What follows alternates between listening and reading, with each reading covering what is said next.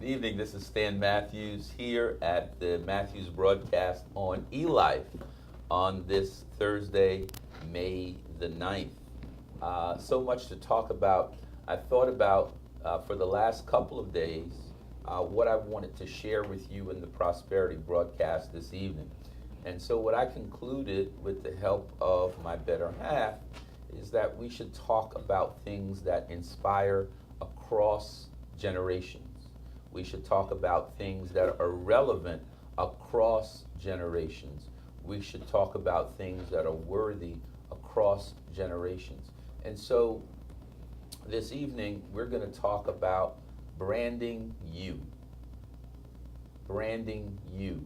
Each one of us has about 1.8 million messages in our DNA. All of us have a DNA string with about 1.8 million messages. And this DNA code that we all have determine everything from the length of your eyebrows to the shape of your face to the smile you have to the length of your arms to your fingernails. Every detail about who you are and what you look like is passed down in your DNA. And so those 1.8 million messages, though, while they contain many similarities, they are uniquely to you.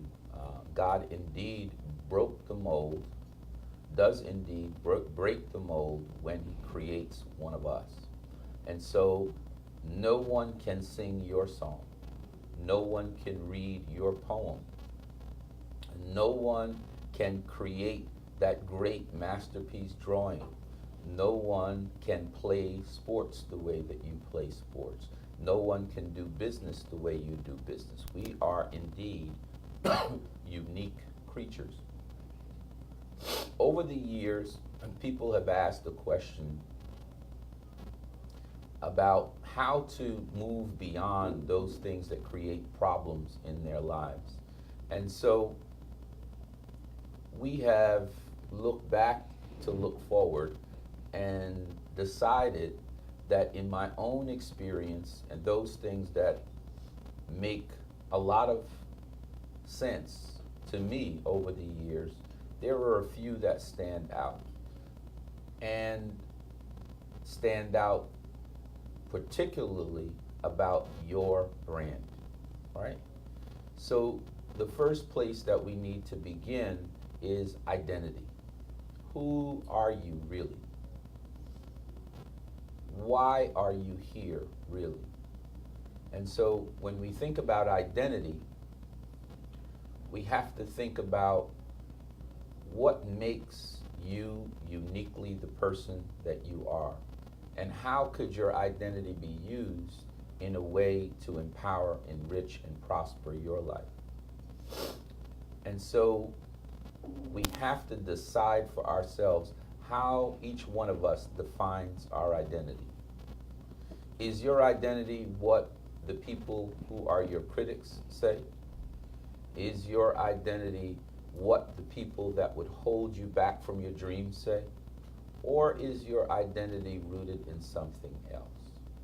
And so my recommendation to you is that your identity should be rooted in what your Creator says about you and what those people who love you unconditionally say about you. That has always been the case pretty much from your birth. In my own case, I can look back to look forward. From as early as I remember, people who are very close to me have said that I was always communicating. In other words, always talking. The other thing from my earliest remembrances, I was just at a family funeral and a couple of aunts told me that even at a very early age, I was always cheering for, uplifting, and really being enthusiastic about other people's success. So my aunt says, you were always a cheerleader for others. So that kind of told me a little bit something about why I do what I do today. the Matthews broadcast does what? It spotlights and promotes others. And so I'm my most inspired and my most lifted when I'm spotlighting and promoting others. So that kind of falls in line with the identity that my family members were telling me about at this funeral. The other thing is, people make the mistake of connecting their identity with false and negative statements that others in their lives have made. A family member told you that you could not do something. A close friend told you that you didn't have the ability to do something else. A coworker told you what you could not be. A teacher told you to have diminished aspirations and low aspirations. You should not take those definitions of who you are seriously at all. Again, go back to what your Creator says about you and what those close friends and family members who love you unconditionally say about you. The second thing in having that healthy identity that would allow you to prosper and succeed in life is that it must be purpose-based. It is often said a thing is what a thing does. So a hammer drives nails. So therefore we define it as a hammer. And so all of us have unique gifts that we came onto this earthly plane with, and we have a unique purpose, something that we are here to contribute for the betterment of overall society and humanity that only we can offer. So, secondly, identify what is your unique gift or purpose. What can you do to contribute to the overall betterment of this society, the overall betterment of your family, the overall benefit of your town, the overall benefit of your organization? It could be your church, it could be your business, it could be your nonprofit. What could you do to benefit? Lock into that purpose and do it well. The third recommendation that I would have for branding you in a way that would prosper and help you to be more successful after you define it according to love, unconditional love, and also you lock it into purpose. The third would be lock your identity into goal achievement. What are those things that you are desiring to achieve in this life that would make your life richer?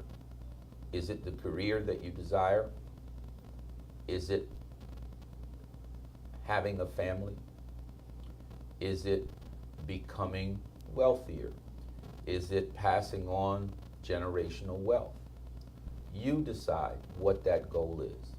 And in setting those goals for life, my recommendation to you is that those goals should be SMART goals. They have always been very, very beneficial to me in my 32 years in business. A SMART goal is stated, that's the S,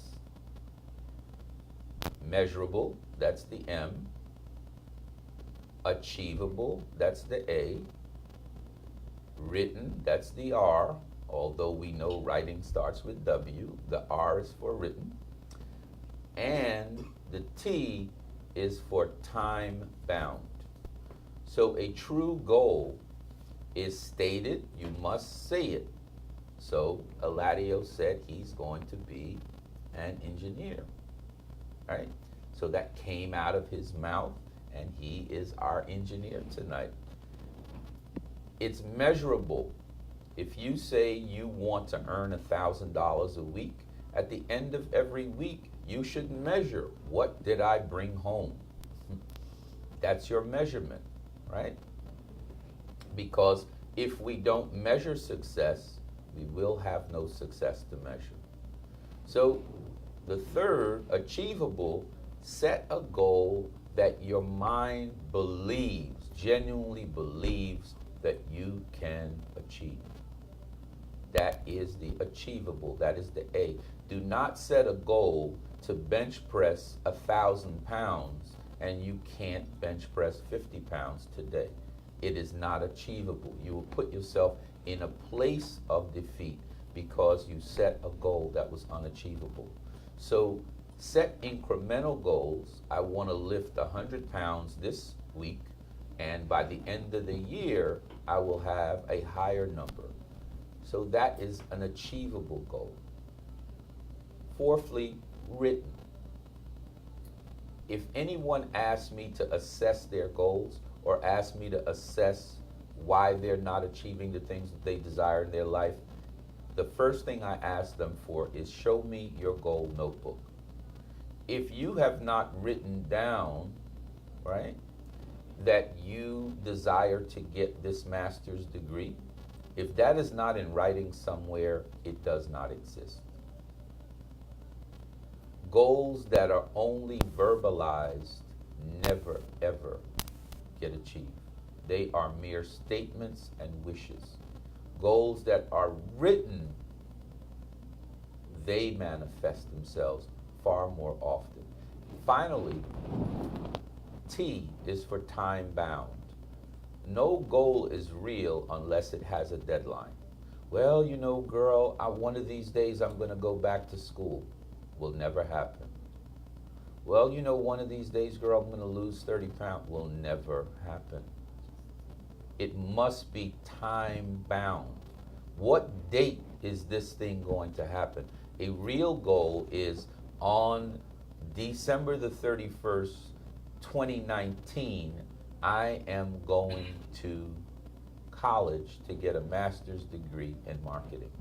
That is a time-bound goal, right?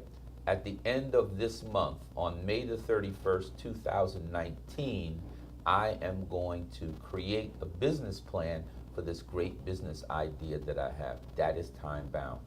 Merely stating it is insufficient, right?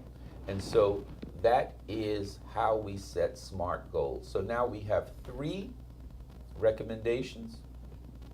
One is that we define our identity by the statements made to us from the earliest points in our lives by those who love us unconditionally.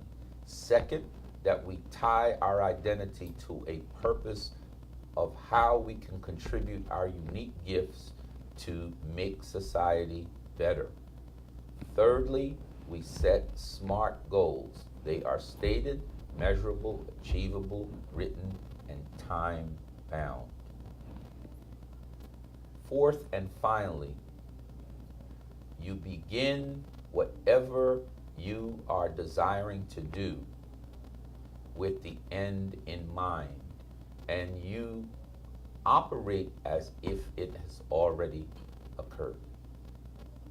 So you must be able to take your mind to a visual place in your quiet time every day, which I do first thing in the morning, roughly around 4 a.m.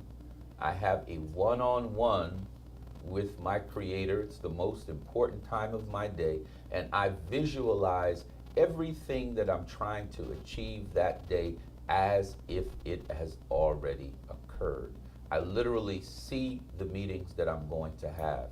I see the outcomes of those meetings.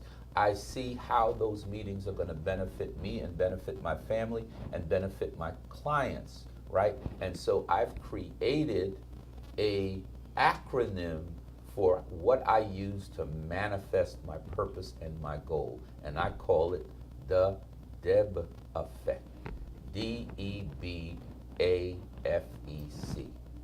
And that comes from many, many years of pondering the recommendations of the wisest people on the personal development platforms and also those things that I've read. Now, what is the DEB effect? I believe that's what allows me to manifest all of my goals. The D stands for decision. Make a decision about what you are trying to achieve that day, that week, that month. Decide. Oftentimes, we cannot get the things that we're desiring because we never decide. Oh, well, Jen, which color? Oh, I don't know. Decide. Well, I'll take the blue one. That now moves all your energies towards a choice. The E in the Deb effect is envision it. You must see it. As one of our most inspirational teachers, Les Brown, says, don't be like Thomas, the disciple that had to see Jesus' hands for him to believe that the crucifixion and the resurrection had occurred. Don't be like Thomas. Many people say, well, I'll believe it when I see it. No, no, no. Les Brown has it correct. You must first believe it, then you will see it, right? So we have to envision that thing that we're desiring as if it's already in our possession. The B in Deb effect is we must believe. Must believe. Everything according to Christ is achievable if you just believe. As a man or woman thinketh in their heart, so is he or she. You must believe it. If you don't believe your dreams, believe me, they have zero opportunity of manifesting themselves into reality. The A in the Deb effect is that we must affirm it. It must come out of your mouth. The Bible says life and death is in the tongue. So you must affirm it. I am going to be an engineer.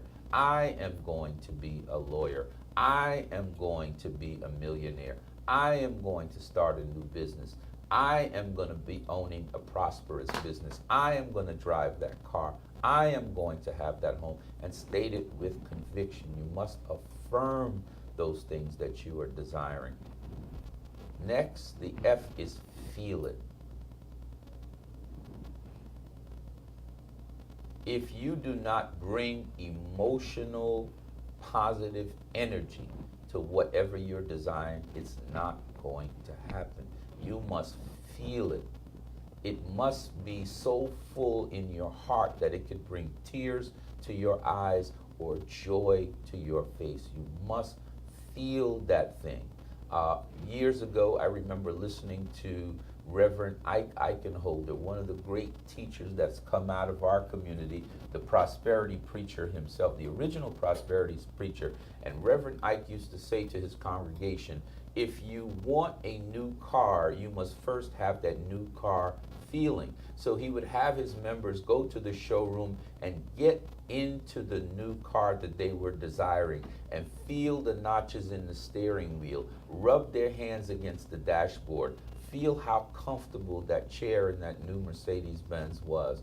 And so once they got that feeling, they put their mind in a place to be able to receive that blessing. So you must feel that thing that you're desiring before it comes into reality. The E in the Deb effect is expected. If you turn to CNN right now, you expect to see news. If you turn to ESPN right now, you expect to see sports. If you turn to Bloomberg right now, you expect to see business news. So you must put your mind in a place where you expect that goal you are desiring. When you wake up tomorrow morning, if you have set a goal to have a new client, you must expect that client to say yes. So often, Jen, people go into one-on-one meetings where they claim they really want something, and they are already talking to themselves and others about why that other person is going to say no, or why that's probably not going to work out, or why that's probably not going to happen for them. No, you must put your mind in a place of expectation, having faith that what you're desiring, the good that you're desiring, is right there waiting for you. You must see it like, yes, I know today I am going to this college or this law school or this medical school, and they are going to accept me. They are going to want me as a student in this place. I'm going to see this prospect. I know that with the value that I have, this prospect is going to become my client. Get excited and expect the good that you're desiring. Finally, the C in the DEB effect, which is my acronym for how I achieve those things I'm desiring, is celebrate as if it's already been done. Throw yourself a party. Before you go to that meeting, do a praise dance that you know God has blessed you with that thing. Before you make that application for that new car, dance around and thank Him. Say, God, I'm so glad that I know that application has been approved. You're trying to get into that school, know that Harvard wants you. Know that Hampton wants you. Know that Howard wants you. Celebrate that Morgan State, that you're going to be a Golden Bear. Celebrate if you're going to Howard that you're going to be a Bison. Get the logos. Get the school colors. Celebrate in advance as if it has already occurred. And so here you have Stan Matthews' recommendation for how I've achieved those things in my life that are most valuable to me. I decided, I expected and envisioned it, I believed that I already had it done, I affirmed it. Yes, I'm going to have a multimedia platform that's going to spotlight and promote other people's businesses on the Comcast platform, on any network of their choice, including the Oprah Winfrey Network.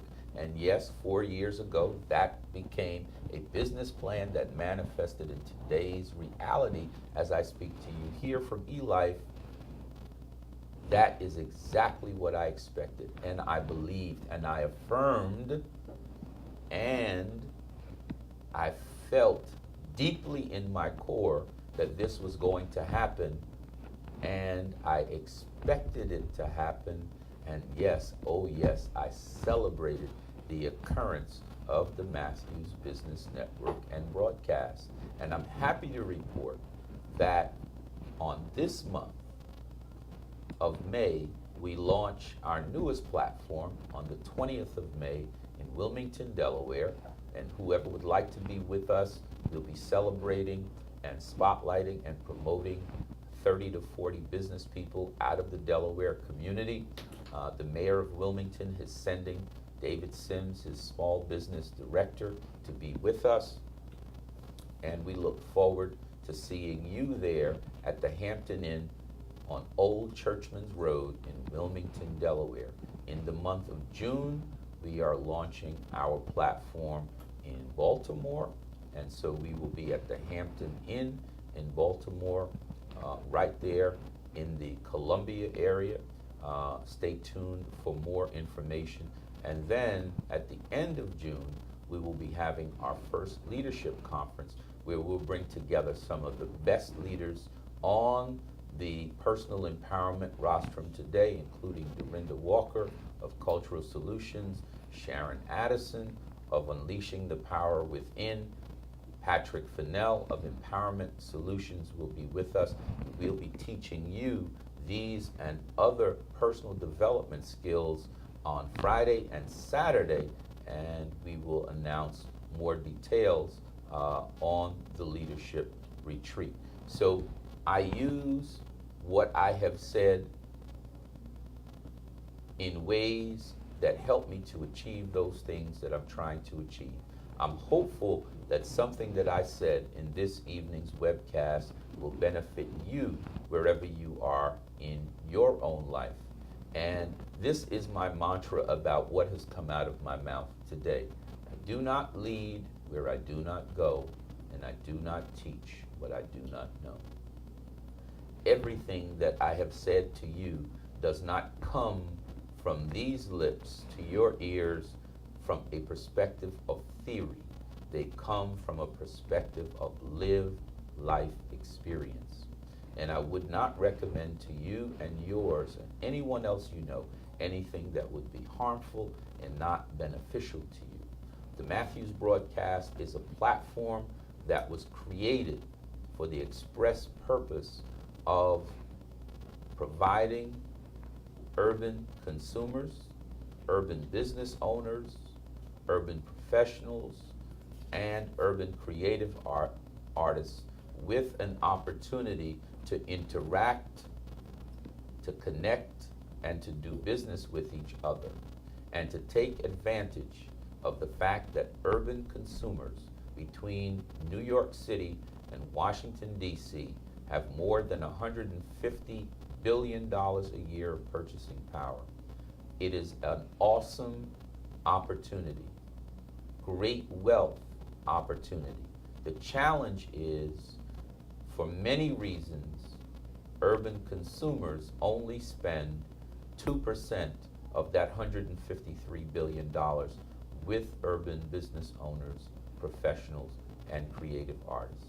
The Matthews Business Network and broadcast was created 4 years ago with the goal that in 10 years' time, we could influence urban consumers to provide support to the business and professional communities by spending at least 20% of every dollar in purchasing power they have with urban business owners, professionals, and creative artists. This is our reason for being, and we hope that you would join us in shopping urban and shopping local, because when you shop urban, you are not supporting a faceless corporate entity that does not invest in your community. When you shop urban, when you shop with that local business, you are providing that family an income.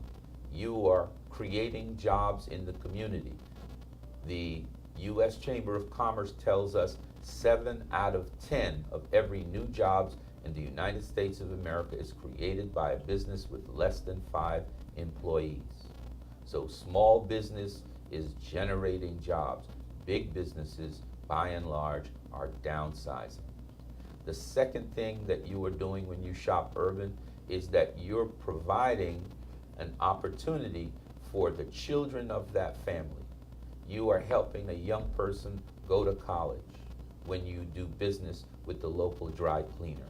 You're helping a little girl get her dance school shoes when you do business with that local business in your community. You're helping a little boy get his football or basketball uniform when you do business with that local business. It increases the quality of life when you shop urban and shop local. You enhance public safety in that community. You enhance employment in that community. You enhance the social life of that community. You enhance the property values of that community. I could go on and on.